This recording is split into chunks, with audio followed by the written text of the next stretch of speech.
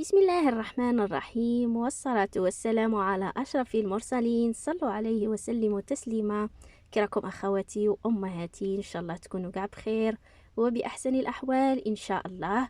كما راكم تشوفوا وصفتنا تاع النهار اليوم، اللي عندهم نقص الفيتامين د، واللي عندهم الإمساك الحاد، واللي عندهم غادي تنفعكم صدقوني وعن تجربة. ان شاء الله تطبقوا الوصفه وتعاودوا تولوا لي تقولوا لي كيفاش اعطاتكم نتيجه وتبغي الدوام. اي حاجه تبغي لازم تداوموا عليها هكا باش تعطيكم نتيجه. هنايا نجيبوا علبه تكون بطبيعه الحال منظفينها من قبل ومعقمينها. نجيبوا زيت زيتون ونجيبوا التين المجفف، التين والمجفف. هنايا التين تاعكم تغسلوه وتنشفوه، لازم يكون ناشف مليح من الماء، ما تخلوش فيه الماء هكا باش ما يفسد لكمش وباش ما باش يقعد لكم مده طويله.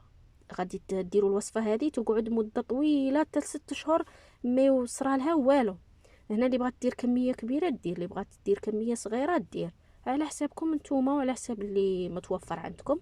هنايا شرو كميه تاع التين وشرو زيت الزيتون وطبقوا الوصفه تاعكم وداوموا عليها لمدة 40 يوم ولا شهر، وعاودوا ديروا التحاليل تاعكم تلقوا هذاك الفيتامين د طلع عندكم. واللي عندها ثاني الامساك الحاد غادي تشوفي تلاحظي التغير والنتيجة ان شاء الله تريحي منه. وعن تجربة ان شاء الله قاعد تجربوها هذا الوصفة هذه وتشوفوا النتيجة تاعها مذهلة وعن تجربة. واللي تصبح في شلانة واللي قويمها هكا المفاصل تاعها يضروها واللي غادي تعطيكم نتيجة رائعة، واللي تصبح فيها الفشلة كما نقولوا حنايا الصباح كي نوضو نهجو ونوضو عايين، غادي هذه كي تداوموا عليها ان شاء الله شوية تتحسنوا على قبل. خصوصا اللي عندها اولاد وعندها جري وعندها لازم تنتهلا في روحها وفي صحتها هكا باش تجري مورا ولادها ان شاء الله تطبقوا هذه الوصفه هذه وتعاودوا تقولوا لي في التعليقات. هنا غادي نضيفوا عليها 2 ملاعق تاع زيت عفوا تاع الجلجلان ولا السمسم.